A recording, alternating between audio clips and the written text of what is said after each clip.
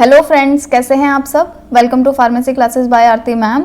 तो जैसा कि आप सब लोगों की डिमांड थी कि फार्मास्यूटिकल जूरिस्प्रूडेंस का लेक्चर चाहिए, फार्मास्यूटिकल जूरिस्प्रूडेंस का लेक्चर चाहिए, तो आज हम लेकर आ गए हैं फार्मास्यूटिकल जूरिस्प्रूडेंस का लेक्चर। और इसका जो जूरिस्प्रूडेंस का 2019-20 में पेपर आया था, सबसे पहले हम इस पेपर को सॉल्व करते हैं, इसके बाद 20 और 21 वाले जो पेपर थे उनको भी सॉल्व करने की कोशिश करेंगे तुम्हारे एग्जाम से पहले, ठीक है। तो चलिए, आज जो हम करने वाले हैं वो सेक्शन ए करने वाले हैं। सेक्शन ए को आज पूरा कंप्लीट कर देंगे। तो जो फर्स्ट क्वेश्चन है सेक्शन ए का, ये आया था, what do you mean by jurisprudence. Jurisprudence जो है ये होता क्या है ना। जैसे आप फार्मास्यूटिकल जूरिस्प्रूडेंस पढ़ते हो ना, उसमें ये जूरिस्प्रूडेंस जो है ये क्या है, इसका मतलब क्या है। तो देखिए, जूरिस्प्रूडेंस जो है ये लिया गया है लैटिन वर्ड से, और कौन सा है लैटिन वर्ड, जूरिस्प्रूडेंशिया से बना है जूरिस्प्रूडेंस, ठीक है। जूरिस्प्रूडेंशिया जो है ना, ये भी दो वर्ड से मिलके बना हुआ है, जिसमें से जूरिस का मतलब क्या होता है, तो जूरिस का मतलब होता है लॉ, और ये जो प्रूडेंशिया है, प्रूडेंशिया का मतलब होता है नॉलेज, ठीक है।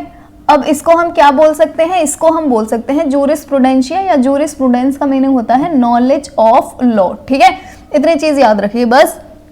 लैटिन लैंग्वेज में जो जूर या फिर जूरिस होता है उसका मतलब होता है लॉ, और प्रूडेंशिया का मतलब होता है स्किल या नॉलेज, इसीलिए हम जूरिस्प्रूडेंस को क्या बोल सकते हैं, नॉलेज ऑफ लॉ, ठीक।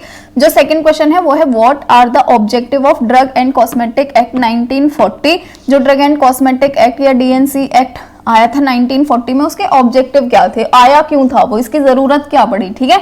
तो ये जो ड्रग एंड कॉस्मेटिक एक्ट है, इसके ऑब्जेक्टिव्स क्या हैं, क्यों इसकी जरूरत पड़ी, ताकि रेगुलेट करने के लिए इंपोर्ट, मैन्युफैक्चर, डिस्ट्रीब्यूशन और सेल ड्रग और कॉस्मेटिक का लाइसेंसिंग के थ्रू, है ना। जैसे आप लोगों ने देखा होगा, ड्रग्स को अगर इंपोर्ट करना है या मैन्युफैक्चर करना है या फिर डिस्ट्रीब्यूट करना है या सेल करना है, जो मेडिकल स्टोर पे सेल भी करते हैं, उनको एक लाइसेंस की जरूरत पड़ती है ना, तो इसको रेगुलेट करने के लिए आया है ना। सेकेंड चीज है मैन्युफैक्चर करने के लिए, डिस्ट्रीब्यूशन करने के लिए और सेल करने के लिए ड्रग और कॉस्मेटिक का क्वालिफाइड पर्सन के थ्रू ही, है ना। जैसे मेडिकल स्टोर भी होते हैं, उनपे एक फार्मासिस्ट रहता है, वही तो क्वालिफाइड पर्सन होता है जिसने फार्मेसी करी हो, चाहे डी फार्मा करी हो चाहे बी फार्मा करी हो, है ना।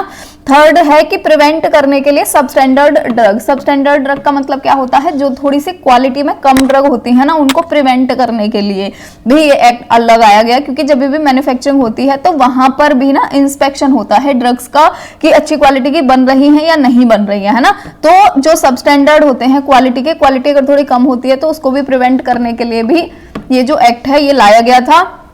नेक्स्ट है कि स्टैब्लिश करने के लिए डी टैब को यानी ड्रग टेक्निकल एडवाइजरी बोर्ड को, और डीसीसी को यानी कि ड्रग कंसल्टेटिव कमेटी को एलोपैथी और एलई ड्रग्स के लिए, है ना। तो ये डी टैब और डीसीसी जो है ना, ये दोनों ही एडवाइजरी बॉडी होती हैं। एडवाइजरी का मतलब क्या होता है, जो एडवाइज करें स्टेट गवर्नमेंट को और सेंट्रल गवर्नमेंट को एडवाइज करती हैं, जो भी ड्रग्स होते हैं, जो भी मेडिसिन होती हैं उनके ऊपर, या फार्मेसी प्रोफेशन के ऊपर, कि हम इनके अंदर क्या क्या मॉडिफिकेशंस कर सकते हैं, ड्रग की अगर मैन्युफैक्चरिंग है उसके अंदर क्या क्या मॉडिफिकेशंस कर सकते हैं। तो ये सब टास्क में ये एडवाइस करते हैं सेंट्रल और स्टेट दोनों गवर्नमेंट को, ठीक।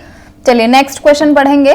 तो नेक्स्ट क्वेश्चन है what do you mean by import of drug. Import of drug का मतलब क्या होता है ना। तो इंपोर्ट का मतलब होता है किसी भी फॉरेन कंट्री से कोई भी चीज को मंगाना, और एक्सपोर्ट का मतलब होता है वहां भेजना, है ना। तो इंपोर्ट ऑफ ड्रग का मतलब क्या हो गया, अगर आपको किसी दूसरी कंट्री से कोई भी ड्रग इंपोर्ट करनी है ना, आउटसाइड ऑफ कंट्री से अगर कोई भी ड्रग बॉट करनी है ना, या मंगानी है, उसी को ही बोलते हैं हम इंपोर्ट ऑफ ड्रग, ठीक है।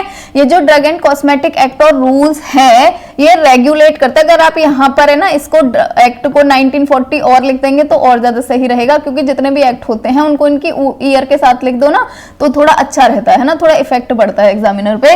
तो ऐसे लिखना है इसको, drug and cosmetic act 1940 and rules also regulate import of drug and cosmetic, है ना। कि जो डी एंड सी एक्ट है, जैसे हमने पीछे पढ़ा था, अभी इंपोर्ट को भी रेगुलेट करता है डीएनसी। तो ये जो डीएनसी है ये इंपोर्ट को भी रेगुलेट करता है ड्रग्स और कॉस्मेटिक के, ठीक। नेक्स्ट है कि इंडिया के अंदर जो डी एंड सी एक्ट है उसमें हम उन ड्रग को इंपोर्ट कर सकते हैं जिनका इंपोर्ट प्रोहिबिटेड नहीं है। प्रोहिबिटेड वालों को तो कर ही नहीं सकते हैं इंपोर्ट, चाहे आपके पास लाइसेंस हो नहीं हो, आप बिल्कुल भी नहीं कर सकते, है ना। लेकिन जो प्रोहिबिटेड नहीं है ना, जिनका जो मंगाना है वो बैन नहीं है अगर, तो हम उनको इंपोर्ट कर सकते हैं, लेकिन उसके लिए हमारे पास एक लाइसेंस होना चाहिए, ठीक है। लाइसेंसिंग अथॉरिटी से हम एक लाइसेंस बनवा लेते हैं और फिर हम ड्रग्स को इंपोर्ट कर सकते हैं। लेकिन कौन से ड्रग को? जो प्रोहिबिटेड नहीं है उनको, जो प्रोहिबिटेड है, जो बैन है, उनको तो बिल्कुल भी नहीं कर सकते। नेक्स्ट है इंपोर्ट ऑफ सर्टेन ड्रग और cosmetic did not require any license, ठीक है। कुछ कॉस्मेटिक और कुछ ड्रग्स ऐसे होते हैं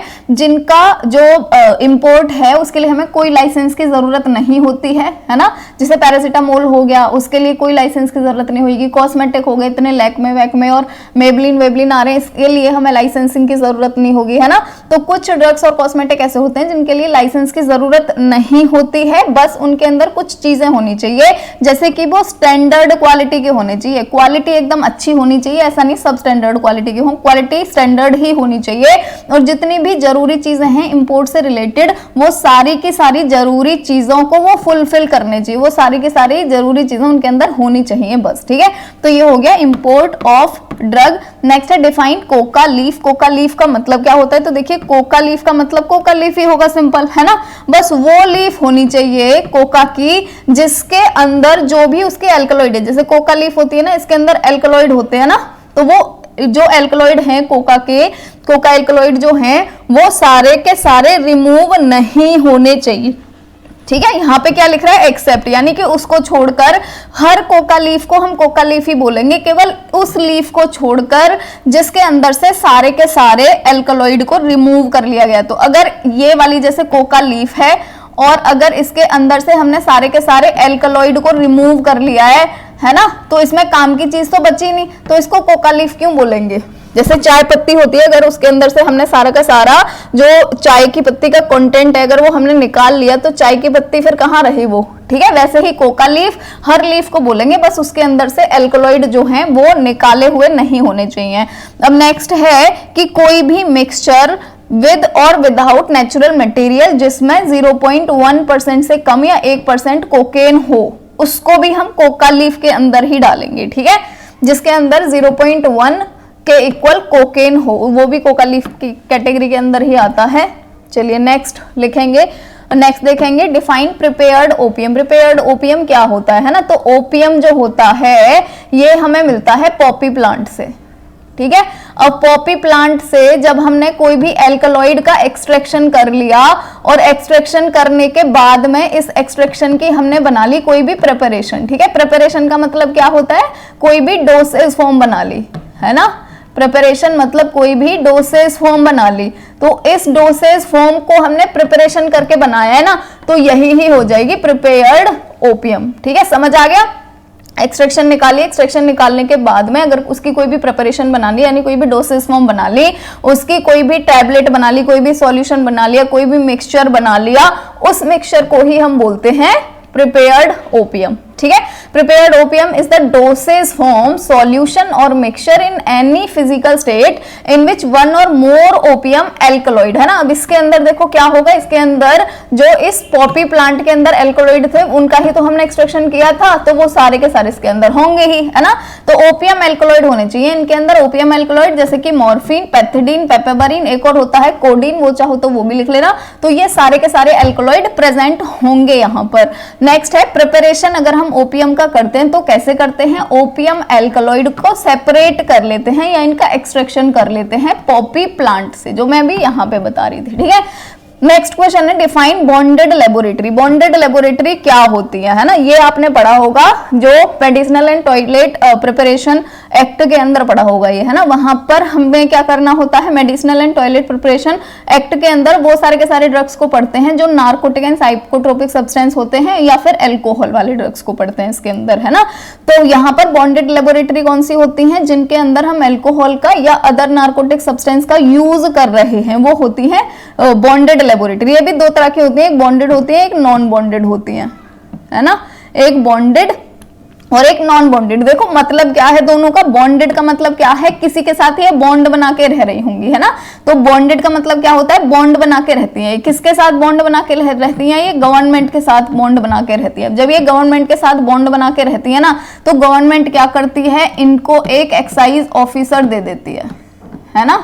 इनको एक क्या दे देती है, इनको एक दे देती है ऑफिसर दे देती है, ठीक है। और इनको ये जो बॉन्डेड लेबोरेटरी होती हैं, इनको कोई भी ड्यूटी पे नहीं करनी होती जब जिस टाइम पे ये खरीद रहे होते हैं। जैसे मैं आपको दोबारा से अच्छे से समझाती हूँ, हो सकता है आप थोड़े कंफ्यूज हो गए। देखो बॉन्डेड लेबोरेटरी का मतलब क्या है, जो गवर्नमेंट के साथ में बॉन्ड बना के रह रही हैं, इसीलिए गवर्नमेंट इनको एक ऑफिसर प्रोवाइड करवा देता है, ठीक है। और इनको इंपॉर्टेंट चीज होती है कि इनको यहाँ पर ड्यूटी पे नहीं करनी होती है ना, ड्यूटी नॉट पेड, है ना।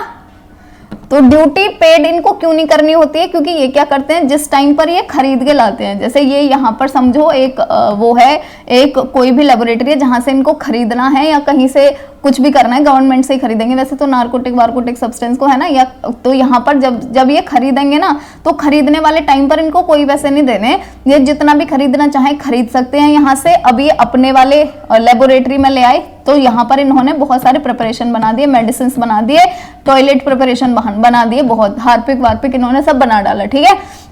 अब जब ये इन सामानों को यहाँ पर बेचेंगे, ठीक है, सेल करेंगे, तब यहाँ पे ये ड्यूटी देंगे गवर्नमेंट को कि हमने इतनी सेल कर दी और इसमें से ये हुई आपकी ड्यूटी, ठीक है। तो इतना याद रखना है, जो बॉन्डेड लेबोरेटरी होती है ना, वो खरीदने वाले टाइम पे कोई पैसे नहीं देते, इनको कोई ड्यूटी पे नहीं करनी होती है। ये कब ड्यूटी पे करते हैं, जब ये बेचते हैं ना, उस सामान को, बने हुए प्रिपरेशंस को बेचते हैं। जैसे यहाँ से अल्कोहल खरीदा, कोई पैसे नहीं देने, यहाँ पे उस अल्कोहल से बहुत सारे कफ सिरप भी बना डाले, बहुत सारे मेडिसिनल प्रिपरेशन भी बना डाली और सारी मेडिसिन भी बना डाली। जब ये इन मेडिसिन को मार्केट में निकालेंगे, जब ये बेचेंगे, तब इनको ड्यूटी पे करनी पड़ेगी, ठीक है। तो ये होता है bonded laboratory. Non bonded laboratory जो होती है उनमें बस इतना ही अंतर होता है। नॉन बॉन्डेड लेबोरेटरी जो होती हैं, वो जब खरीदती है ना, वो जब बाई करती हैं कोई भी अल्कोहल या कोई भी नार्कोटिक सब्सटेंस, वो तभी ही ड्यूटी पे करती हैं, ठीक है। उनको तभी ही ड्यूटी पेड करनी होती है, बस ये डिफरेंस होता है बॉन्डेड और नॉन बॉन्डेड में, है ना। बॉन्डेड में गवर्नमेंट के साथ बॉन्ड बन रहा है, मतलब उनको खरीदने पे नहीं देना है कोई भी ड्यूटी, ठीक है। तो बॉन्डेड लेबोरेटरी वो साइट या रिकॉग्नाइज्ड लाइसेंस्ड होती है मैन्युफैक्चर के लिए या फिर स्टोरेज के लिए मेडिसिनल और टॉयलेट प्रिपरेशंस, जिसके अंदर अल्कोहल हो, ओपियम हो, इंडियन हेम्प हो या अदर नार्कोटिक ड्रग्स हो, जिन पर ड्यूटी नहीं देनी होती है, ठीक है। ये याद रखना है, ड्यूटी नहीं देनी है यहाँ पर। इसके बाद में जो बॉन्डेड लेबोरेटरी होती हैं, वहां पर एक्साइज ड्यूटी पेएबल होती है। मतलब कब देनी है एक्साइज ड्यूटी, जब वो उसको रिमूव करेंगे गुड्स को, ठीक है, बॉन्डेड लेबोरेटरी से जब वो उसको रिमूव करेंगे यानी बेचेंगे, तब उनको देनी पड़ेगी। नेक्स्ट क्वेश्चन है, right the full form of CPC/SEA and NLEM। देखिए CPC/SEA है ना, ये तो एनिमल के लिए होती है ना। तो CPC/SEA का मतलब क्या होता है, committee for purpose of control and supervision of experiment on animals, ठीक है। जब भी जैसे तुम लोग देखते होगे, अपने सीनियर से अगर बात करते होगे, तो वो लोग एक्सपेरिमेंट करते थे माइस के ऊपर, या हम लोग भी करते थे, है ना। लेकिन अभी आप लोग नहीं करते हो, तो क्यों नहीं करते हो, ये जो CPC/SEA है ना, इसी ने ही बैन किया हुआ है, क्योंकि ये बोलते हैं कि जब तक आपका सॉफ्टवेयर से काम चल रहा है, आपको बिल्कुल भी किसी एनिमल को कोई हार्म नहीं पहुंचाना है ना। तो जब भी किसी भी एनिमल पे कोई भी एक्सपेरिमेंट करना होता है, तो पहले इनसे परमिशन लेके आनी पड़ती है। तो ये वही ही एक अथॉरिटी होती है। NLEM का मतलब क्या होता है, national list of essential medicine. ये आपने कॉलेज के अंदर भी टॉपिक पढ़ा होगा एसेंशियल मेडिसिन का 4th सेमेस्टर में, तो NLEM आपने वहां पर भी पढ़ा होगा, ठीक है। चलिए नेक्स्ट क्वेश्चन की तरफ बढ़ते हैं। तो नेक्स्ट क्वेश्चन है, डिफाइन एडवर्टीजमेंट। एडवर्टीजमेंट क्या होता है, एडवर्टीजमेंट को तो सब लोग जानते होंगे। एडवर्टीजमेंट वो होता है जिसके अंदर कोई भी नोटिस, सर्कुलर, लेबल या रैपर या फिर कोई भी डॉक्यूमेंट, कोई भी अनाउंसमेंट जो करी जा रही हो, या तो ओरली या तो प्रोड्यूस करके, ट्रांसमिट करके, लाइट या फिर साउंड और स्मोक। जैसे हम टीवी वगैरह पे भी देखते हैं, तो वो लाइट और साउंड प्रोड्यूस करके बनाई जा रही है ना। ओरली जैसे हमने अपने मुंह से ही बोल दिया वो वाली मेडिसिन बहुत अच्छी है, ये है वो है, तो वो सारी की सारी चीजें क्या होती हैं, एडवर्टीजमेंट के अंदर आती हैं, ठीक है।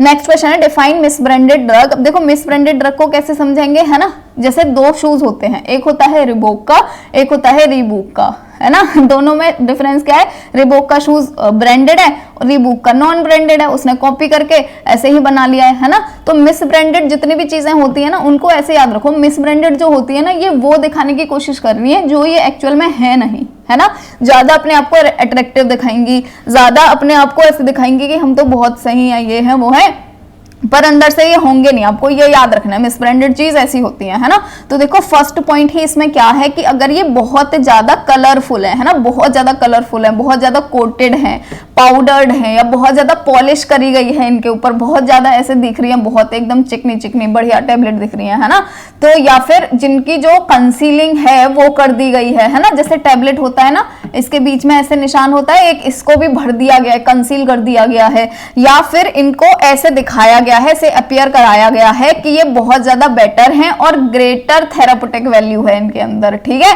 देन इट रियली इज, ठीक है, वैसे दिखाया गया है। इसके बाद में सेकंड पॉइंट है if it is not labelled, अगर वो लेबल्ड नहीं है एक प्रिस्क्राइब्ड मैनर में, ठीक है, जैसे जो एक तुमने देखा होगा ब्रांडेड चीज जो होती है ना उनकी जो लेबलिंग भी होती है, इवन आप क्लोथ्स भी देखोगे ना तो उनकी जो लेबलिंग भी होती है ना वो भी बड़ी प्रॉपर मैनर में होती है, पर जो मिस ब्रांडेड होती है ना, जो ब्रांडेड नहीं होती हैं उनकी ना इवन लेबलिंग भी ढंग से नहीं करते वो लोग, क्योंकि आती नहीं है करनी, है ना। थर्ड है कि अगर वो लेबल या कंटेनर जो है उसके अंदर जो ड्रग है उसका कोई भी स्टेटमेंट ऐसा दे रहे हैं वो, या फिर डिजाइन या फिर device which makes any false claim, है ना, कि जो है नहीं उसके अंदर, जो एक्टिविटी नहीं है उसके अंदर, लेकिन वो उसको भी दिखा रहे हैं कि हमारी ड्रग के अंदर ये भी एक्टिविटी है, जबकि उसके अंदर एक्चुअल में है नहीं, तो उनको भी हम मिसब्रांडेड के अंदर ही लेंगे। बस आपको ये अपने दिमाग में रखना है, वो सारी की सारी चीजें जो एक्चुअल में है नहीं और उनको दिखाने की कोशिश करी जा रही है ना, जैसे बहुत ज्यादा कलरफुल बना के उसको अट्रैक्टेड बनाया जा रहा है कि बहुत अच्छी है, पर एक्चुअल में तो नहीं है अच्छी।